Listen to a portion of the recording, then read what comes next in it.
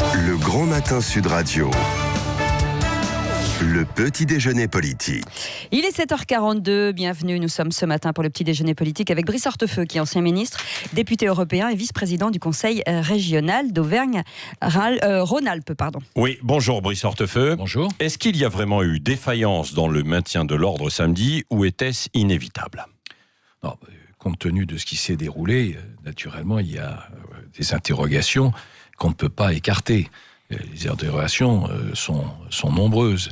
Est-ce que le renseignement territorial a été efficace ? S'il a été efficace dans sa collecte d'informations, est-ce que ces informations étaient suffisamment bien traitées ? Est-ce que les réseaux sociaux ont été suffisamment suivis ? Il semblerait qu'il y ait eu de nombreux messages dans les jours précédents indiquant qu'il y aurait une mobilisation plus forte. Est-ce qu'on en a réellement tenu compte ? Troisième élément, est-ce que les effectifs étaient suffisants ? J'ai tendance à penser que oui, 5000 policiers et gendarmes mobilisés, alors qu'il y avait 1500 casseurs, ça me paraît suffisant. Mais est-ce que ces effectifs, ces 5000 policiers et gendarmes, étaient placés au bon endroit ? Oui, au bon endroit avec les ordres qui convenaient également, quoi. Et enfin, naturellement, tout ceci pose la question des ordres et de la coordination de l'organisation des forces de sécurité à cette occasion. Donc tout ceci fait beaucoup de questions et pour lesquelles, naturellement, nous devons obtenir des réponses parce que les Français sont à juste titre stupéfaits de constater que, au bout de 18 week-ends, 18 samedis, l'ordre n'est toujours pas appliqué. Alors certains diront que oui, mais il n'y a pas eu de mort. En même temps, on évite, c'est-à-dire qu'on laisse effectivement du pillage, du saccage, mais qu'il n'y a pas eu de mort. Non, il y a eu des blessés, évidemment, depuis maintenant 4 mois, mais... Non, c'est inexact. Il y a eu des morts qui sont, indirects, mais enfin qui sont liés. Oui, mais pas sur les Champs-Élysées où il y a eu pas dans les manifestations, mais enfin, je vous rappelle quand même qu'il y a plus de 1300 policiers, gendarmes et policiers qui ont été blessés à cette occasion. Et puis des manifestants également, avec certains qui ont eu des... C'est d'ailleurs aussi un des éléments dont on parle des manifestants qui ont été blessés. On a remis en cause les lanceurs de balles de défense. On sait qu'il y a eu des nouvelles consignes qui ont été données, avec des balles qui pouvaient être projetées entre 6 et 10 mètres, 9 mètres en moyenne, alors que la précédente utilisation permettait de tirer à 40 mètres, c'est-à-dire de repousser un peu plus fermement et efficacement les manifestants. Si les armes sont utilisées, il ne doit pas correctement, il ne doit pas y avoir de dérive, comme on en a connu avec notamment des pertes d'yeux dans un certain nombre de cas. C'est trop, mais il ne reste pas moins que tout ceci a abouti à ce spectacle inouï. Et moi qui suis un député européen, je peux vous assurer que en Europe, on nous regarde les yeux écarquillés. Pensez que sur l'avenue qui est sans doute la plus connue du monde, ou une de 2 ou 3 plus connues du monde. C'est la plus connue du monde, bien sûr, il faut le dire. Et qu'il y ait, vous avez raison, un peu de patriotisme et de chauvinisme, c'est pas mal, mais c'est la réalité. Ouais. Pensez qu'on n'est pas capable d'assurer la France, deuxième puissance économique, grande puissance européenne, et d'ailleurs toujours mondiale, n'est pas capable d'assurer la sécurité et la tranquillité sur l'avenue la plus touristique du monde, ça laisse totalement... Donc, mais alors, où sont les responsabilités, Brice Hortefeux ? Vous avez été en poste au ministère de l'Intérieur, donc vous connaissez. Est-ce que ça commence donc sur le renseignement ? Vous l'avez dit tout à l'heure, c'est-à-dire qu'on peut avoir du renseignement sur ces professionnels, du saccage, ces casseurs, et puis les interpeller avant, les démanteler ? Oui, c'est ce que je voulais. Mais vous savez, moi je suis bien sûr dans l'opposition, mais c'est pas parce que je suis dans l'opposition que je vais expliquer que tout est très facile, que tout est assez simple. Vous avez eu des difficultés vous-même aussi, sans doute. Bien sûr. Et donc, moi je ne doute pas de la bonne volonté du ministre de l'Intérieur, d'un certain nombre de personnes dans son équipe. Certaines d'ailleurs ont travaillé à mes côtés, donc je ne mets pas du tout en cause cette bonne volonté. Simplement, force est de constater que ça ne marche pas. Ouais. Et que, donc le ministre de l'Intérieur ou le président ou le Premier ministre doit en tirer les conséquences. Il doit y avoir une démission, il doit y avoir un changement. En tout cas, je suis là aussi totalement abasourdi, comme j'imagine les Français, d'apprendre que le président de la République annonce va annoncer des décisions fortes au bout de 18 week-ends. Parce que, vous savez, l'actualité passe tellement vite qu'on ne se rend même plus tellement compte. Et cela ne s'est jamais produit. Si vous regardez l'histoire de la Ve République, 18 week-ends, 18 semaines dans lesquelles il y a du désordre, de la casse, des pillages, ça ne s'est jamais produit dans notre pays. Et il y a donc une question naturellement de responsabilité. Oui, et donc de démission, ou en tout cas de changement. Ah non, mais Brice Hortefeux, il faut dire les choses. Oui, c'est pour ça que je dis les choses. Il faut tirer les leçons d'un certain nombre de dysfonctionnements. Il faut que les responsables les reconnaissent et peut-être en tirent des leçons. Oui, alors qu'est-ce que vous attendez comme mesure ce matin d'Emmanuel Macron ? Moi, je pense que la solution tardive, mais néanmoins indispensable, c'est désormais, en réalité, d'interdire les manifestations. Interdire les manifestations dès lors qu'elles ne sont pas autorisées. Si vous prenez l'exemple de la dernière manifestation, c'est une manifestation qui n'a pas été déclarée. Nous, on a des règles. Et alors, soit les règles, on les applique quand c'est un bon matin, vous en avez l'envie, mais c'est pas comme ça que ça doit fonctionner. Il y a des règles, on doit faire respecter ces règles et elles s'appliquent à tous. Une manifestation non déclarée doit être interdite. Alors bon, très bien. On prend ce cas de figure, Brice Hortefeux. Donc la manifestation est interdite. Mais les manifestants décident quand même de venir en nombre, avec notamment ces professionnels du saccage, par centaines. Qu'est-ce que vous faites dans ces conditions ? C'est pour ça. Qu'est-ce que vous faites dans ces conditions ? D'abord, on les empêche d'accéder, on les interpelle. Vous savez, un des problèmes, je vous donne un Donc, ce exemple. qui veut dire qu'il faut mobiliser davantage de monde pour les interpeller. Non, mais je vais vous donner un exemple très simple. Il y a eu... Je dis ça globalement parce que les chiffres n'ont pas été communiqués. Il y a sans doute eu, depuis le premier week-end, depuis le 17 novembre, 9000 interpellations. Je pense qu'il y a eu à peine 400 mandats de dépôt. C'est-à-dire autour de 5%.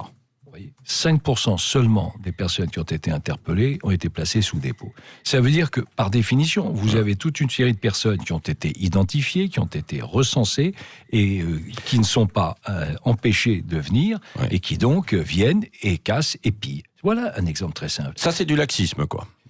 C'est du laxisme dans l'application, peut-être, de la justice aussi. En réalité, j'aimerais vous répondre oui, c'est exactement ça. En réalité, c'est un peu cela, mais c'est plus compliqué que ça. C'est pour ça que je vous le dis, moi, je ne peux pas avancer avec des solutions qui soient des solutions manichéennes. Je dis simplement, je pense que la police fait son travail.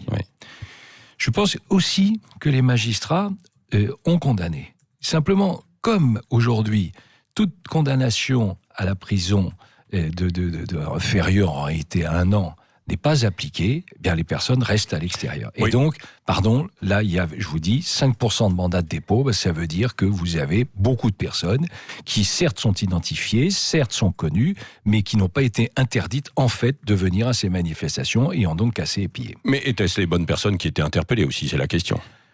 Sans doute dans les 9000, et tous n'étaient pas des points. Les plus malins réussissent probablement à échapper. Oui, mais enfin, vous savez, c'est comme les coups de pied dans la fourmilière. Quand on dit toujours, les fourmilières se déplacent, mais elles ne se reconstituent jamais à l'identique. Oui. Et démanteler les groupuscules d'extrême gauche et d'extrême droite. Oui, non, en l'occurrence, c'est l'extrême gauche. L'extrême droite, pour ça vous, c'était. C'est très clair. Ah ben là, écoutez, maintenant plus personne n'ose dire le contraire. Ça, c'était au début une erreur d'ailleurs qui a été commise, c'est d'expliquer que c'était l'extrême droite. Moi, je n'ai aucune accointance avec l'extrême droite. Si c'était l'extrême droite, je dirais c'est l'extrême droite. Est-ce que les partis justement de gauche, alors puisque c'est l'extrême gauche, ont une responsabilité eux aussi ? Les partis politiques ont une grande responsabilité. Parce que dans les initiatives qu'il aurait fallu prendre, il aurait fallu qu'il y ait une condamnation claire dès le départ de toutes les forces politiques de notre pays. Et vous observez que ni le Front National, ni Nicolas Dupont-Aignan, ni Jean-Luc Mélenchon et la France Insoumise n'ont été clairs sur ce sujet. Ils ont au contraire été très ambigus, alors qu'il aurait fallu adresser un message unanime. Pour vous, donc, Brice Hortefeux, c'est l'extrême gauche. Anne Hidalgo a dit encore hier que c'était l'extrême droite, elle, justement, d'un mot. Écoutez, elle a sans doute des informations différentes que les miennes, mais moi je persiste à vous dire ce que je viens de dire, et c'est essentiellement de l'extrême gauche. Et d'ailleurs, aujourd'hui, je n'ai pas entendu un seul responsable policier ou gouvernemental dire autre chose. Le retour à l'état d'urgence. Mais vous avez raison. C'est l'une des hypothèses ou pas ? Nous avions, dans l'opposition, avancé 2 initiatives. Premier élément, la mise en route de l'état d'urgence, qui aurait permis d'éviter un certain nombre de ces dérives. Et nous avions proposé une loi, la loi ce qu'on appelle anti-casseurs, c'est pas la dénomination juridique, mais enfin c'est cela, la loi anti-casseurs, et notamment à l'initiative du groupe du Sénat et de son président Bruno Retailleau.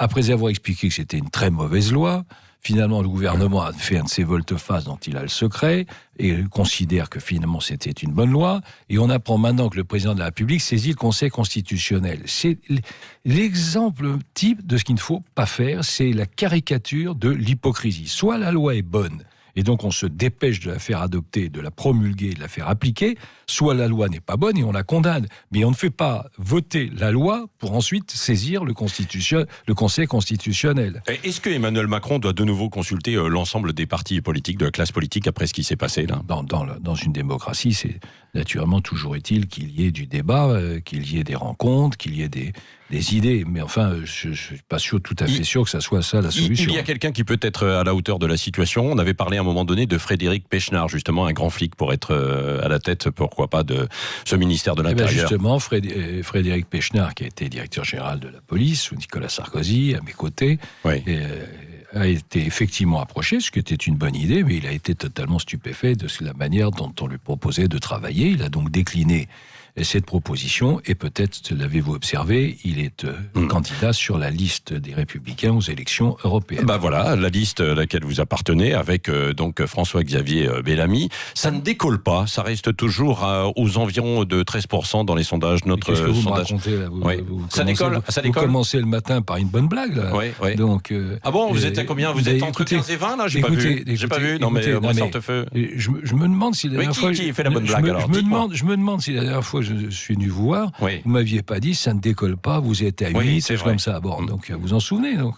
Donc j'avais pas dit à 8, mais enfin bon. Enfin, on a eu des enquêtes d'opinion qui étaient à 8. Bon, aujourd'hui, j'observe que l'on est à 13 ou 14 selon les 13,5 voilà, selon entre 13 et 14 selon les enquêtes d'opinion. Ça serait ça frétille alors. C'est plus que imaginez que ça soit un autre qui augmente donc de quasiment 50%. Parce que si on était à 8, moi j'ai jamais dit 8, 12, mais enfin bon... il y a eu des enquêtes à 8. Si on était à 8 et qu'on passe à 13-14, ça fait une augmentation de plus de 50%. Pour n'importe quelle autre liste aux européennes, vous expliqueriez qu'il y a un effet, qu'il y a quelque chose qui se passe, et ainsi de suite. Donc il y a un effet, En tout cas, il y a une progression. Pourquoi ? Parce que nous sommes en train de démontrer, je pense avec responsabilité et sérieux, que nous sommes utiles. C'est-à-dire que si vous observez ce qui se dessine, aujourd'hui, il y a ceux qui sont contre Macron et contre l'Europe. C'est le France Insoumis, c'est le Front National, c'est Nicolas Dupont-Aignan qui veut nous faire sortir en réalité de l'Europe. Ils ne le disent plus, mais ils y pensent toujours, bien sûr. Il y a ceux qui sont pour l'Europe et pour Macron. Et ça, c'est la majorité, c'est tout à fait logique. Mais si vous observez qui est aujourd'hui lucide sur la politique qui est menée sur le plan national et en même temps favorable à l'Europe, parce que naturellement il n'y a pas d'avenir pour nous si nous ne construisons pas l'Europe, eh bien il n'y a que les Républicains. Donc nous avons clairement une utilité. Brice Hortefeux, le mot de la fin avec Cécile de Ménibus. Est-ce qu'il faut en finir avec le syndrome Malik Oussekine et aller au contact, en tout cas que les forces de l'ordre aillent au contact ? C'est une responsabilité, mais je pense que oui. La stratégie, la tactique qui avait été retenue, effectivement à l'époque du drame de Malik Oussekine, c'était d'éviter tout contact. Ça avait été édifié en réalité par deux personnes, Philippe Massoni, qui a été préfet de police de Paris, et Jean-Marc Berlioz, qui a été d'ailleurs à mon cabinet, et qui est un policier. Et donc, aujourd'hui, on se rend compte que cette tactique est efficace à l'égard de manifestations, inefficace en cas d'émeute. Et là, on en est clairement dans ce deuxième cas de figure, donc il faut faire évoluer. Quitte à avoir des victimes. Parce que là, le contact, c'est une réponse. Naturellement, il faut tout faire pour que ça ne se produise pas, mais il faut faire évoluer cette doctrine. Et vous avez un invité surprise. Salut Brice et VGE, dernier volcan d'Auvergne qui n'est pas prêt de s'éteindre. Ce week-end, aucun ténor de la droite s'est déplacé à Lyon pour soutenir le petit Wauquiez. Toi, comme excuse, t'as déclaré décentraliser à Lyon, c'est toujours plus compliqué. Fallait me dire, je t'aurais accompagné, on aurait fait du blablacar. Alors voici ma question. Est-ce qu'on est vraiment prêt à aller jusqu'au bout avec sa famille politique quand on rechigne à faire 392 bornes pour retrouver ses copains en week-end ? Bon, c'est une bonne question. C'est vrai que c'est plus difficile, je l'ai dit, de décentraliser de manière générale. Lyon, bien sûr, c'est central. C'est un peu central, Lyon, quand même. Mais c'est vrai que c'est plus compliqué. Et surtout, il y a une réalité, c'est que pour les élus, les fins de semaine sont des moments extraordinairement chargés en initiatives, en rencontres, en débats, en inauguration, et ainsi de suite. Donc c'est compliqué. L'essentiel, Bien sûr, ça aurait été formidable que tout le monde soit là, physiquement là. Mais l'essentiel, c'est que tout le monde soit rassemblé pour soutenir la liste. Et vous observez que le président du Sénat, Gérard Larcher, que Valérie Pécresse, que François Baroin, que Bruno Retailleau, que Christian Jacob, bien sûr, ont annoncé clairement qu'ils s'engageaient en Pécresse faveur de n'était cette pas ligne. du déplacement non plus. Hein. Non, elle n'était pas, c'est ce que je dis, elle n'était Ouais. pas du déplacement, mais elle a annoncé que naturellement qu'elle soutiendrait la liste aux élections. Tu aurais pu européennes. mettre un hologramme à la place. Un hologramme. Merci Brice Merci. Hortefeux, ancien ministre et vice-président du Conseil régional d'Auvergne-Rhône-Alpes, était l'invité ce matin de Sud Radio. Je signale d'ailleurs au passage la mort, justement, puisqu'on parle d'Auvergne, de René Fontès, qui a été le président du club de Montferrand, qui était le maire des Galières et qui est décédé. Président de la SM. Oui, absolument. Et bien sûr, Dany Moreau, qu'on retrouve aux alentours de 8h20. Restez avec nous, il est 7h57 sur Sud Radio.